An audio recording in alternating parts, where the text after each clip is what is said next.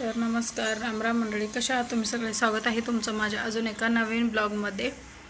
तर आपला आजचा ब्लॉग कसा आहे, भन्नाट होणार आहे, खूप मस्त आहे।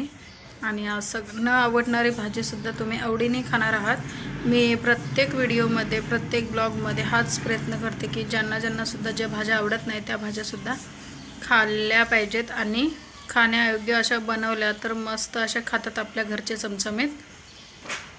तर त्यातलाच एक असा मी पदार्थ आज बनवणार आहे, ते बघा, ते म्हणजे आपला दोडका। कोणी कोणी त्याला पडवळ सुद्धा बोलतं। तर आपण आपल्या नेहमी मराठी भाषेचा आदर केला पाहिजे आणि मी दोडकाच बोलणार आहे। आता आपण नेहमी दोडका सुका बनवतो, असा बनवतो, तर आज आपण भरून दोडका बनवणार आहोत।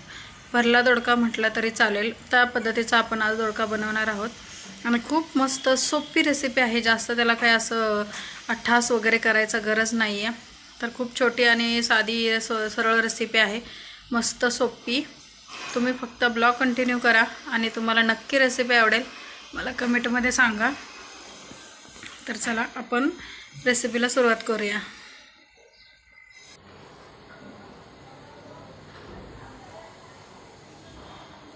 तर गाईस बघा, इथे मी दोडका घेतलेला आहे आणि दोडका मी त्याची वरची शिरा काढून घेतलेल्या आहेत।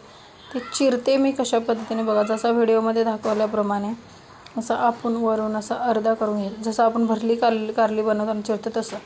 याच्यामध्ये मी जिरा पावडर, धना पावडर, खोबरं, जीर, लसणाची चेचून घेतलेला आहे आणि शेंगदाण्याचे कूट जास्त घेतलेला आहे। आणि अशा पद्धतीने हा आपला भरून घ्यायचा आहे। फोडणीसाठी जिरे, कढीपत्ता, मीठ आणि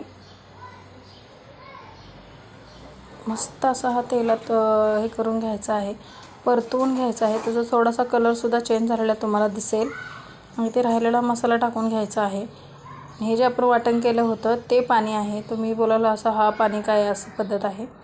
तर कसा वाटला आपली आजची रेसिपी कमेंट बॉक्समध्ये सांगायला विसरू नका। तर गाईज, ब्लॉग कसा वाटला कमेंटमध्ये सांगायला विसरायचं नाही। आणि चॅनलवर नवीन असाल तर लाईक, शेअर आणि सबस्क्राईब जरूर करायचं आहे। आणि भाजी कशी वाटते, आणि ही भाजी नक्की तुम्ही ट्राय करणार आहात। आणि ट्राय केल्यानंतर मला एक कमेंट जरूर तुमची हवी आहे, तुम्ही जरूर मला एक कमेंट करून सांगू शकता। जरी माझं चुकलं असेल तरी सांगा, तुमचीसुद्धा रेसिपी मला शेअर करा, म्हणजे मी त्या पद्धतीने सुद्धा ट्राय करेल। चला भेटूया अशाच एका नवीन ब्लॉगमध्ये, तोपर्यंत बाय बाय।